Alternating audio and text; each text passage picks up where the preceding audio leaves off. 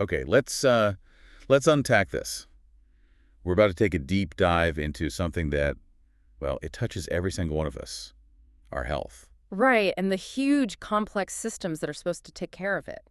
Or Right. maybe aren't designed that well sometimes. Exactly. We've got a whole stack of sources here today, articles, some research bits, some pretty striking quotes, actually. Yeah, things like that piece called A Warning to Mankind and that American Prospect article from 2007. That's the one. Plus views from groups like AJ Research Group and University of Michigan's Health Management Research Center. Quite a mix. So our mission today, really, is to dig into all this material. We want to understand the critique, the pretty serious critique of current health systems, especially here in the U.S. And then explore some of these, well, alternative ideas that focus more on wellness. Right. And straight away, these sources hit you with this kind of paradox. Oh, yeah. The spending versus outcomes We thing. spend way more on healthcare than any other developed country, but, we often rank poorly on actual health results. It's pretty stark. And one source even uses this really intense metaphor calling the state of public health a 10 alarm fire level situation. Wow. That's strong language. It is. It's meant to grab your attention, I think, to show how serious things are if you look beyond just, fixing people when they're already broken. Yeah, makes sense. So we're going to look at some really eye-opening data and ideas today. We'll try and help you cut through the noise in this material and see what's really important. Okay, so where do we start? The problem itself. Let's zero in on that core idea from the sources. The U.S. healthcare system is, well, facing a major crisis. One comparison they cite looked at developed countries. Across a bunch of health indicators, right? Yeah, and the U.S. ranked, like, consistently near the bottom. Yeah. Average 12th out of 13 countries in that one. Consistently near the bottom. And that's despite pouring in just staggering amounts of money. Exactly. These sources cite data, okay? It's from 2005, 2007, a little while back. But still relevant because they say the situation's actually worse now. Right. And back then, the U.S. spent roughly double per person compared to, say, Canada. Double the spending, but worse results. Things like low birth weight, infant mortality. The U.S. was apparently ranked 13th, dead last in that comparison. Dead last. It's kind of unbelievable. And life expectancy metrics weren't great either, at least until older ages. It's a bizarre situation. More money, worse outcomes. And on top of that, even back in 2007, 16% of people didn't even have insurance? Yeah, a huge chunk of the population locked out, limiting access even to this, underperforming system. So the billion-dollar question, or maybe trillion-dollar question is, why? Why is it like this? Well, that 10 reasons why American healthcare is so bad piece from the American Prospect, it really tries to dig into the systemic stuff. Yeah, they list several key things, and it's not just about the overall cost figure. One big one is the lack of payment for quality. The system mostly pays for doing stuff, right? Procedures, visits. Volume, basically, not necessarily for keeping people healthy or managing chronic diseases well. They contrast that with the UK or Australia, where even back then, way more primary care practices had financial incentives tied to quality. And tied into that, you've got the slow uptake of things like electronic health records, EHRs. The digital charts, yeah, the U.S. adoption rate was much lower compared to places like the UK or the Netherlands in 2007. And when doctors can't easily see your full history, Care gets fragmented, it's less efficient, more prone to mistakes even. the sources also bring up this kind of cruel twist with wait times. You hear maybe that waits for, I don't know, non-urgent surgery are short in the U.S. If you can get the care in the first place. But the data showed tons of people just skipping care entirely. Right. That quote, you don't wait for what you're not receiving. Exactly. That 2007 survey found nearly a quarter of Americans skipped seeing a doctor or skipped tests or treatments or didn't fill prescriptions in the past year. Why? Cost. Purely cost. And almost 20% had problems paying medical bills. So yeah, maybe wait times look shorter because a whole group of people who need care just aren't even in the queue. They're priced out completely. That's a really stark difference compared to systems where cost might be less of a barrier, but you might face a longer wait. Here, people just fall out. It is stark, and it's not the only access hurdle, right? No. Lots of people lack a regular doctor, a medical home, as they call it, a place for consistent, coordinated care. Which means doctors often don't have the patient's history, making things harder. Plus, just basic inconvenience, getting same-day appointments. Difficult for many. Getting care nights or weekends without hitting the ER, also tough. Yeah, the stats on that were pretty telling compared to other countries. And then there are the communication issues mentioned. Fewer Americans felt their doctors explained things clearly or spent enough time compared to patients elsewhere, And higher rates of things like tests not being available at the appointment or tests needing to be repeated. It all points to that fragmentation. which, combined with low EHR use, also feeds into higher rates of medical errors. The sources mention about 20% experiencing an error in the past year. And it's even higher for people with chronic conditions. Chronic conditions. That's another huge piece of this puzzle. The U.S. has one of the highest rates. Exceptionally high. And the sources are clear. Chronic disease is a massive driver of healthcare spending, like 2/3 of the rise over decades. Yet our system really struggles to manage these conditions well. Partly because of that lack of a coordinated medical home we mentioned, and crucially, the high out-of-pocket costs. For drugs, for follow-ups. Yeah. Yeah. The data showed tons of people with chronic conditions skipping meds or appointments because they couldn't afford the copays or deductibles. Like over 40% in that survey. And you see the terrible logic there, right? Saving a few bucks now by skipping your meds. Leads to much bigger costs later.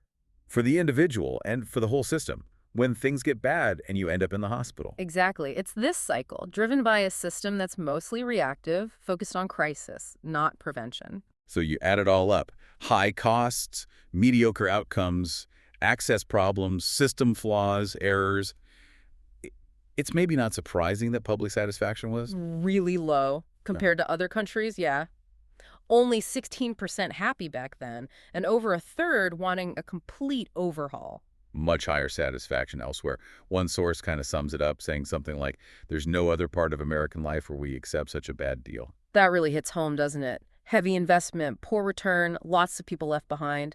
And again, they stress it's likely even more of a crisis now. Okay, so that paints a pretty grim picture based on these sources, which logically leads us to, okay, what's the proposed solution? Well, this is where that quote from D. Eddington at the University of Michigan comes in. He says, the problem we have before us is unsolvable at the level of thinking that got us into this healthcare crisis. That's powerful. So just doing more of the same, more doctors, more hospitals, more research within the current framework. If I'm going to cut it, according to him, yeah. Even just focusing on access or cost alone, while important, doesn't get to the root. So what is the higher level of thinking they propose?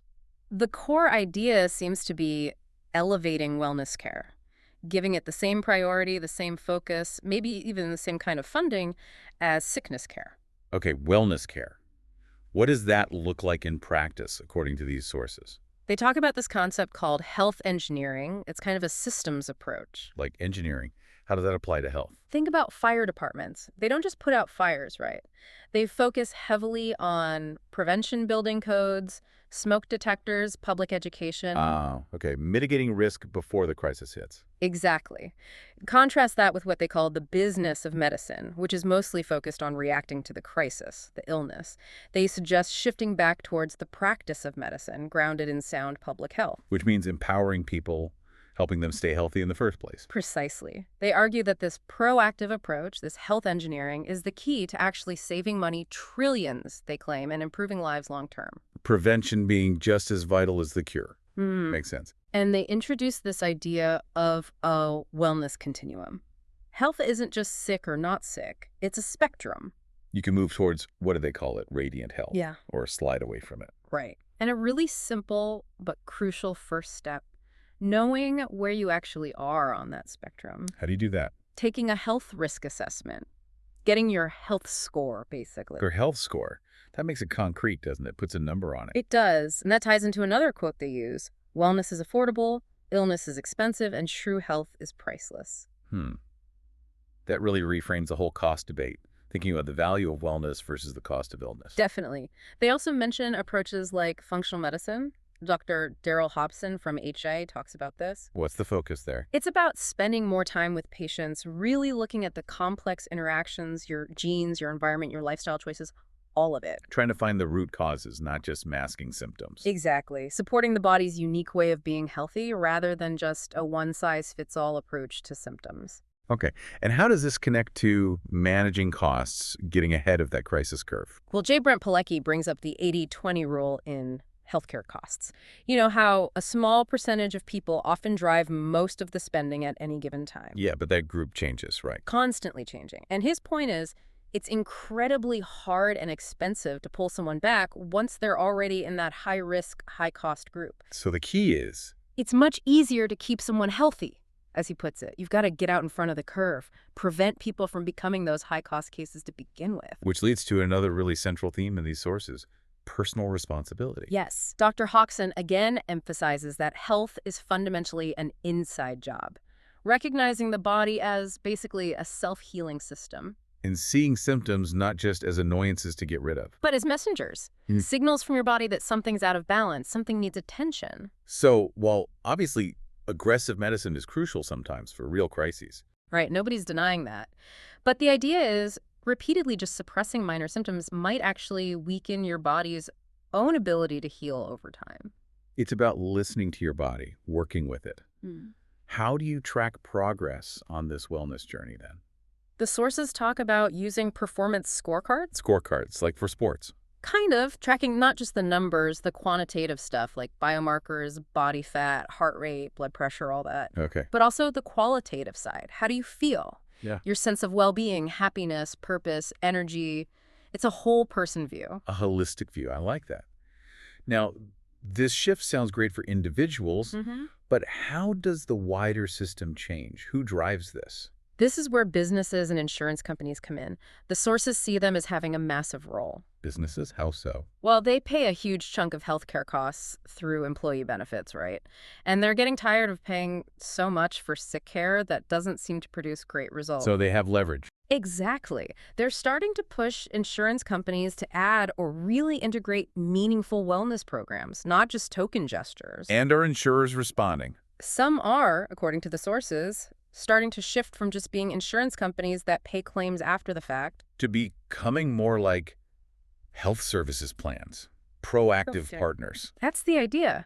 Working with businesses and maybe wellness experts as real partners focused on the shared goal of keeping people healthy, not just as vendors selling a service. Ben R. Liedl Jr. is quoted saying something powerful here. Oh, yeah, that the people who can do the most to fix America's healthcare crisis are business leaders because they hold the purse strings and feel the pain of the current system. And there are examples given, right?